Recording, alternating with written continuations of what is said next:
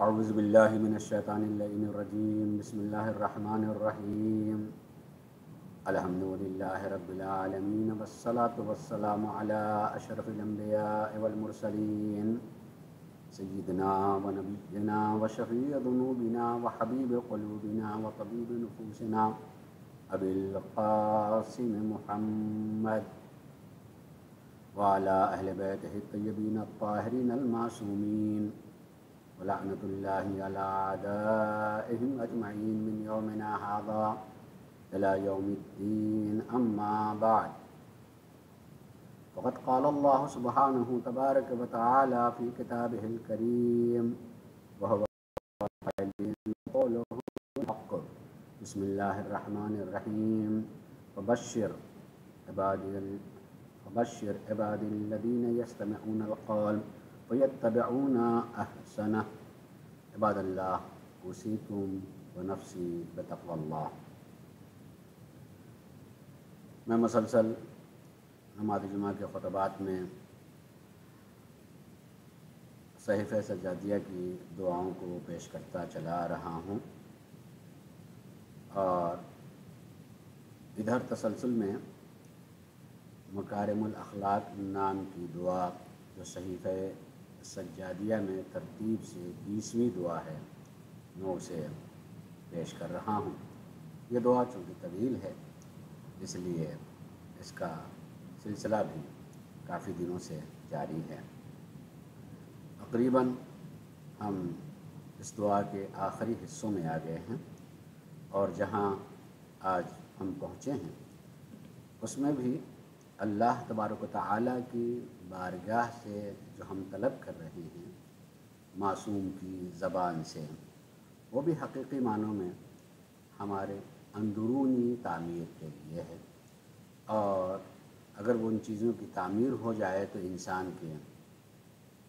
اس کے اخلاقیات اور اس کی روح،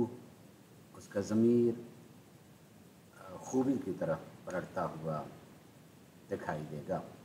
اور محسوس ہوگا۔ جیسے ہم نے اللہ تبارک و تعالیٰ کی بارگاہ سے یہ دعا کر رہے ہیں معصوم کی زبان میں کہ اللہ مخوض لنفسک من نفسی ما یخلصھا، پروردگارا تو میری ذات کا انتخاب اپنے لیے ان چیزوں کا کر جن چیزوں سے میرا نفس چھٹکارا پالے ان چیزوں سے جو شیطانی وسوسوں کی طرف لے کر کے جاتا ہے۔ یعنی سمجھنے کی زبان میں یوں کہا جائے کہ پروردگارا میری ذات کے لیے تو ان چیزوں کو منتخب فرما جن چیزوں سے میرا نفس، میرا ضمیر، میرا باطن شیطان کے جال سے، اس کے وسوسوں سے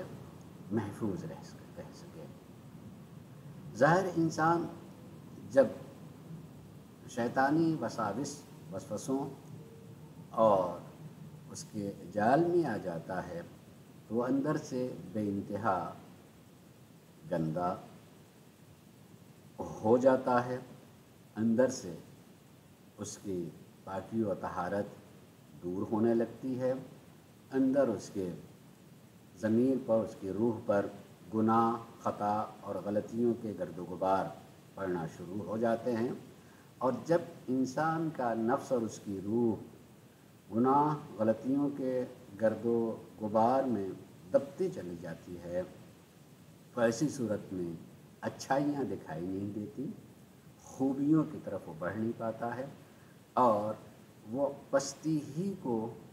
اچھائی سمجھنے لگتا ہے۔ انسان کی زندگی میں یہ امکان پایا جاتا ہے کہ وہ فیصلہ کرے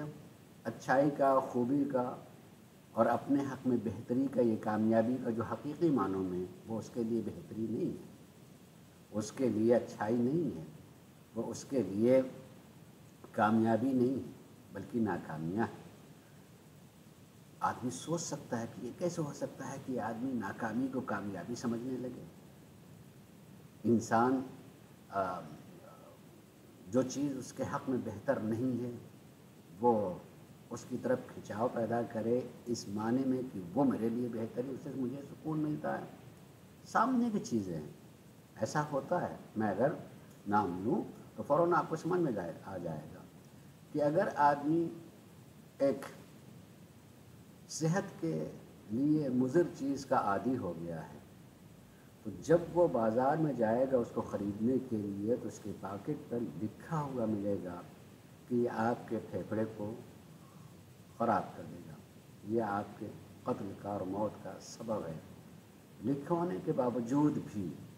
جبکہ اس کو جھٹلائے گا نہیں، مگر وہ شوق سے جاتا ہے، پیسہ خرچ کرتا ہے، لیتا ہے اسی چیز کو، اور وہ بیماری کی طرف بڑھتا بھی چلا جاتا ہے۔ لیکن وہ ایسی بیماری ہوتی ہے کہ فوراً بیمار نہیں پڑ جاتا یقیناً، مگر وہ بیماری کا سبب ہوتا ہے، اور آج پوری دنیا جو ہے اس کو ثابت کر چکی ہے، اور جو خرید رہا پی رہا وہ بھی جانتا ہے، لیکن اس کے باوجود بھی اس چیز کو اپنا سکون سمجھتا ہے۔ میں نے ایک چیز کو مثال میں پیش کیا، آپ سینکڑوں چیزیں دیکھ سکتے ہیں کہ جو حقیقی معنوں میں ہمارے لیے اچھی چیز نہیں ہے، وہ نقصان دہ ہے، وہ کامیابی نہیں ہے، وہ ناکامی ہے، مگر انسان اس چیز کو اختیار کرتا ہے، اس کی طرف بڑھتا ہے، اس کا خواہش مند ہوتا ہے، اس کی آرزو ہوتی ہے، تمنا ہوتی ہے، اس کے لیے خود اپنے پیسے خرچ کرتا ہے، محنت کرتا ہے، اس طرف جا رہا ہوتا ہے۔ ایسے ہی روحانی زندگی میں بہت ساری چیزیں، معنوی زندگی میں بھی بہت ساری ایسی چیزیں ہیں جو حقیقی معنوں میں روح، ضمیر اور باطن کو تباہ و برباد کر دیتی ہیں، مگر آدمی اسی چیز کی طرف بڑھتا ہے اور اس کی تمنا اور آرزو ہوتی ہے، اور اسے آدمی اپنے لیے کامیابی سمجھتا ہے کہ یہ کامیابی ہے۔ تو پستی کو بھی آدمی کامیابی سمجھ لیتا ہے، کبھی جانتا ہے کہ یہ پستی ہے مگر وہ اس کو اختیار کرتا ہے، اور کبھی نہیں جانتا، اسے یقین ہوتا ہے کہ نہیں یہ ٹھیک ہے، اور آدمی ٹھیک ہونے کا یقین کر کے اس چیز کو اختیار کرتا ہے۔ ہر چیز کی مثال موجود ہیں، لیکن ہر آدمی اگر تھوڑا سا غور کرے گا تو اس کی زندگی میں دکھائی دینے لگے گا کہ ہاں یہ چیز ہے تو ایسی چیز ہے۔ جس میں ہم نے کہا پروردگارا تو میرے نفس کا منتخب فرما، کن چیزوں کے لیے؟ ان چیزوں کے لیے، میرے نفس کے لیے وہ چیزیں منتخب فرما جو چیزیں مجھے آزاد کر سکیں ایسی چیزوں سے جس کی گرفت میں آ کر کے میں خرابیوں کی طرف چلا جاؤں۔ وابقل نفسی من نفسی ما یصلحھا، اور کچھ چیزیں اگر میرے اندر ایسی ہیں جو میرے نفس کی اصلاح کر سکتی ہیں، میرے اندر کو ٹھیک اور کر سکتی ہیں، تو پروردگارا اس کو باقی رکھنا، وہ میرے اندر سے نہیں جانا پڑے۔ کبھی کبھی چیزیں ہوتی ہیں، آدمی اچھا بھی کر رہا ہوتا ہے، لیکن ہو سکتا ہے کسی وقت جو اس سے ذرا سا دل برداشتہ ہو جائے، خالی دل برداشتہ ہی نہیں، ممکن ہے اس سے کراہت بھی ہونے لگے، اور ہو سکتا ہے کہ اگر آدمی جو ہے ایک موقع پر اسے چھوڑ دے۔ مثلاً فرض کریں کہ کبھی سنا یا پڑھا، تھوڑا سا شوق پیدا ہوا، نماز شب کے لیے اٹھ گئے، لیکن ایک دن اٹھے، 2 دن اٹھے، پھر اس میں سستی سی پیدا ہونے لگی، تھکن سی زیادہ آنے لگی، اور پھر واجب تو نہیں تھا نا، یہ تو مستحب ہے، اور پھر آدمی نے چھوڑنا شروع کر دی۔ یہ چیز صفت جو میرے اندر میرے نفس کو حاصل ہوئی تھی اچھی، مگر میں اس کو باقی نہیں رکھ پایا۔ اللہ سے اس کی قدرت کا سہارا لے کر کے ہمیں یہ چاہیے کہ دعا کرتے رہیں کہ اگر اس طرح کی کوئی اچھی خصوصیات حاصل ہو گئی ہیں تو وہ باقی رہیں۔ تیسری چیز جو اللہ کی بارگاہ اس سلسلے سے ہم نے سوال کیا ہے وہ یہ، میں بھی اس کا وجہ ہے، بلکہ تیسری چیز نے اس کی وجہ بیان کی کہ کیوں میرے نفس کو کے لیے ان چیزوں کے اختیار کریں جو میرے نفس کو برائیوں طرف جانے سے محفوظ کر سکے، اور اگر اچھائیاں تو اس کو باقی رکھے۔ کیوں؟ فإن النفس حالکۃ او تاسمہ، اس لیے کہ نفس اور یہ ضمیر اور روح اور یہ باطن جو ہے اگر انہیں چھوڑ دیا جائے تو یقین وہ ہلاکت ہی کی طرف جاتا ہے، مگر اسی صورت میں محفوظ رہتا ہے جب اللہ کی قوت حفاظت جب اللہ جو ہے اس کو محفوظ رکھے، اس کو بچا لے۔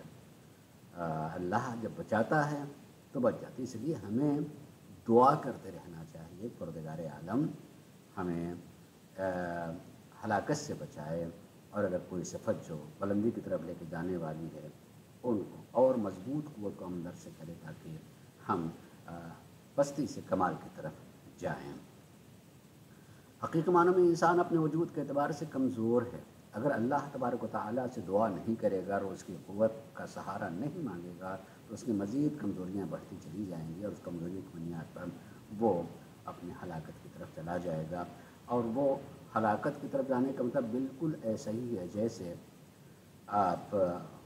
چمگادڑ کو دیکھتے ہیں، چمگادڑ کو دن میں اس کی آنکھ کام نہیں کرتی، روشنی میں اس کی آنکھ کام نہیں کرتی ہے، رات میں اڑتا ہے اور رات میں اسے دکھائی دیتا ہے۔ ایسے ہی آدمی برائیوں میں رہنے والا ہو جاتا ہے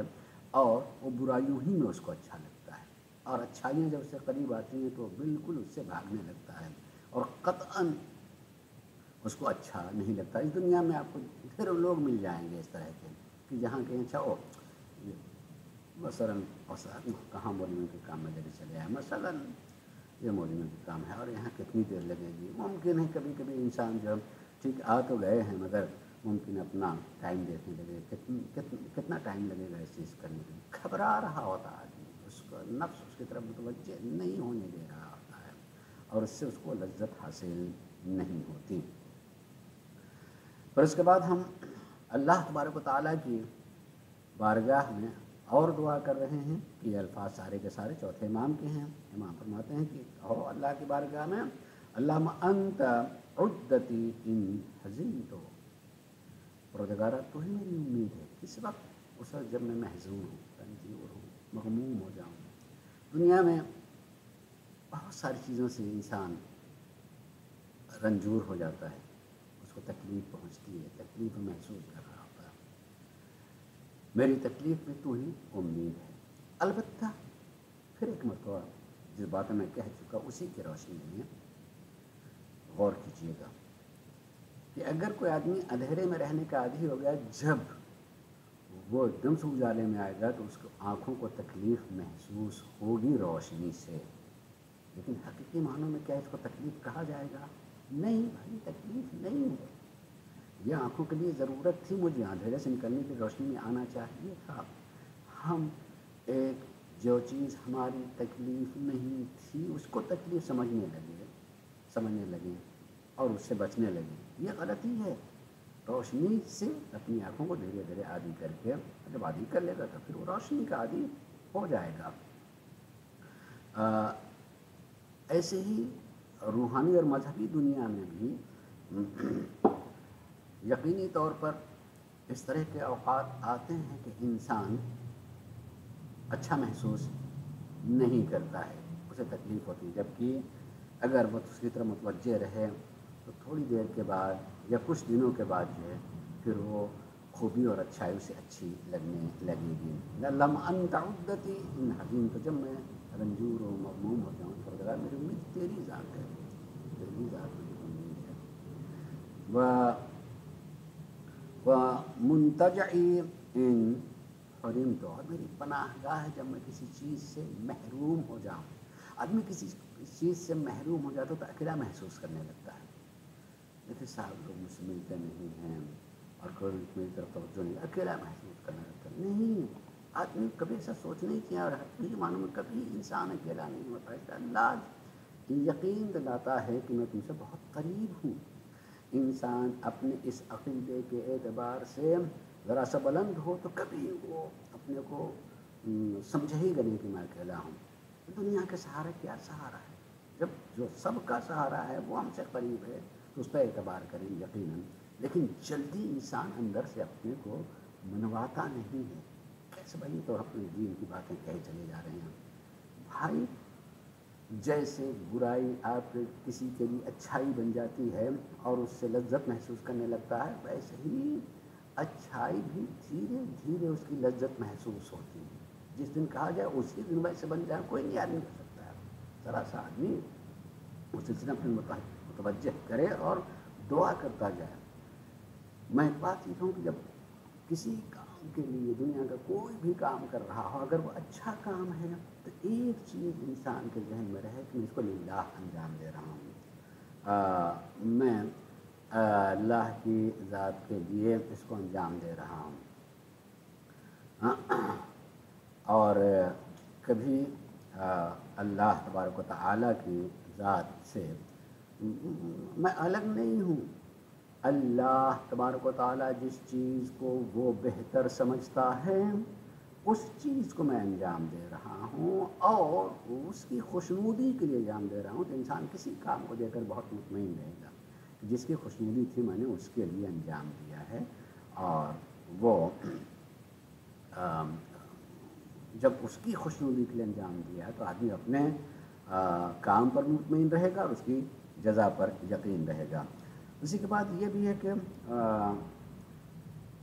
وَعِندَكَ مِمَّا فَاتَ خَلَفٌ، وَعِندَكَ مِمَّا فَاتَ خَلَفٌ،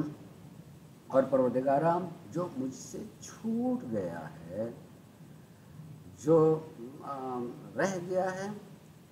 وہ تیری ہی ذات سے جو ہے پورا ہونے والا ہے، رہ گیا ہے۔ وَعِندَكَ، وہ کہتے ہیں کہ ہم کہتے ہیں وَعِندَكَ مِمَّا فَاتَ خَلَفٌ، جو مجھ سے چیز غائب ہو گئی ہے، ختم ہو گئی ہے، مجھے پریشان نہیں ہونا چاہیے۔ اس کو پورا جو کر سکتا ہے کون؟ اللہ کی ذات اس کو پورا کرنے والی۔ یقین تو کرے کہ اللہ تبارک و تعالیٰ اس کو پورا کرے گا، اور اس صورت میں پورا کرے گا کہ جب وہ میرے لیے بہتر اور حق ثابت ہو۔ اور اس کے بعد یہ بھی کہ وَلَمَا فَسَدَ صَلَاحٌ، اور جو چیز میرے حق میں فاسد اور خراب ہے، اگر ہو سکتا ہے کہ پوری نہیں ہوتی، اس کا مطلب کہ اس کا خراب ہونا ہی، اس کا نہ ملنا ہی میرے لیے صلاح تھی۔ اللہ تبارک و تعالیٰ اگر کسی چیز کو لے کر کے اس کو پورا نہیں کر رہا ہے، اور ہم مطمئن ہیں کہ اللہ اپنے بندوں کے حق میں وہی کرتا ہے جو اس کے لیے بہتر ہو، تو یقیناً اس اطمینان کے بعد جو ہے بہت سی جگہوں پر آدمی کو نہیں سمجھ میں آتا ہے، میری اولاد ہے اور پال کر کے بڑا کیا ہے، حالات ایسے آ گئے، ہم نے سب کچھ کیا، دعا بھی کرتے رہے، اس کا اور بچہ ہمارے سامنے جو ہے دنیا چلا جاتا ہے، تو کبھی اس کو آدمی برداشت نہیں کرتا ہے، اور آدمی جو ہے ایسی صورت میں فریاد کرتا ہے گزارا ہمارے لیے کیا ہو گیا؟ نہیں، یا خود اولاد کے سامنے والدین نہیں رہ گئے ہیں تو وہ تو فریاد کرنے کے نہیں ہونا چاہیے تھا، اور بھی اللہ کے فیصلے پہ آدمی راضی ہو، یہ رضا یقینی طور پر انسان کو مطمئن کرتی ہے۔ اس کے بعد وَفِيمَا أَنكَرْتَ تَغْيِيرٌ، اور اگر کسی چیز کو تو نے نہیں چاہا ہے پروردگارا تو تو اس کو بدل دیتا ہے۔ یعنی ایک چیز کو میں چاہ رہا ہوں لیکن تیری نظر میں وہ چیز میرے لیے حق اور بہتر نہیں ہے، تو اس کے بجائے کسی دوسری چیز سے بدل دیتا ہے۔ پروردگار کسی چیز کو لیتا ہے تو وہ دیتا بھی ہے۔ فَأَمْنٌ عَلَيَّ قَبْلَ الْبَلَاءِ بِالْعَافِيَةِ، پروردگارا بس تیری بارگاہ سے دعا یہ ہے کہ کسی آزمائش سے گزرنے سے پہلے تو عافیت کے ذریعے سے ہم پر احسان فرما، یعنی مصیبت میں پڑنے سے پہلے عافیت ہی ہمارے لیے دے، تاکہ ہو سکتا ہے کہ ہم مصیبت میں ثابت قدم نہ رہ سکیں اور ممکن کامیاب نہ ہو سکیں۔ قبل الطلب بالجدہ، اور اگر میں کسی چیز کو مانگنے والا ہوں تو قبل اس کے کہ میں سوال کروں سے پہلے پروردگار تو مجھے عطا کر دے۔ ہو سکتا ہے کہ سوال میں دیر ہونے لگے تو میں کہیں خالی مایوسی ہی نہیں، تیری عطا کا انکار نہ کر دوں۔ جو قبل ضلال بالرشاد، اور پروردگارا گمراہی کی طرف جانے سے پہلے ہی کہیں میری قدم گمراہی کی طرف چلے جائیں، اس سے پہلے پروردگارا تو مجھے ہدایت کے راستے پہ لگا دیں۔ وَقْنِي مَعُونَةَ مَعَرَّةَ الْعِبَادِ، اور پروردگارا میرا جو رزق ہے دوسروں کے سامنے ہاتھ پھیلانے سے بچائے نے، پروردگار اس کے کہ کسی کے سامنے ہاتھ پھیلانا پڑے، اس سے پہلے میرے معونت، میرے رزق کو اور میری ضرورت کو تو پورا کر دینا۔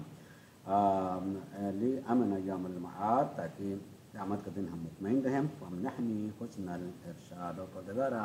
اپنی ہدایت سے مجھے تو راہ راست پر باقی رکھنا، پروردگار ہم سب کو